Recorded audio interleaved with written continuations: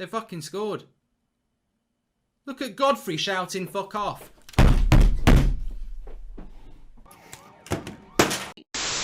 Everton are having a great season so far, playing attractive football along with all the results as well. To make this season even more special is if Everton can get into Champions League. But to get there, they have to pick up points against teams like Manchester United. And being 2-0 down at halftime, did anyone really give them a chance? Let's get into how Everton came back from 2-0 down to grab a point at Old Trafford. So how did the team set up?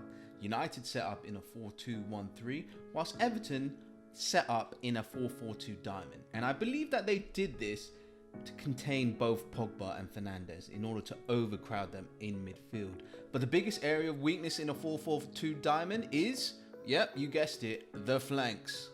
What United did to exploit this was build up by dropping McTominay to create a 4 versus 3 against the Everton forwards. This allowed the fullbacks to go high up with Wan-Bissaka on Digne, for example.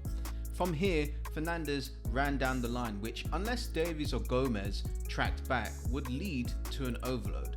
And having Greenwood there to join in meant that on the flank they would have a momentary 3 versus 2 to exploit, and this allowed United to play on the edges of the box or get crosses in.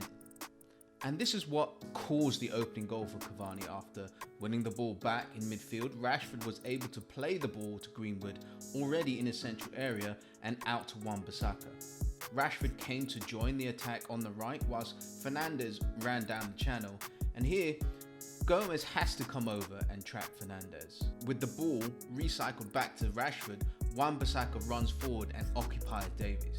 And here we can see this 3 versus 2 on the right hand side, which gave Rashford all the time in the world to put that cross in for Cavani, where if you ask me, the Everton defenders were far too deep and any sort of movement over 3 yards will be lethal by the striker.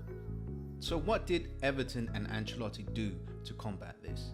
To stop this, Everton elected Richarlison to drop back and help create sort of a quasi 4-4-2 in defence, and having Gomez track the run of Fernandes when required.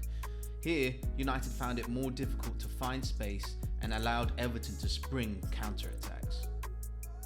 So how did Everton build up to get back into it?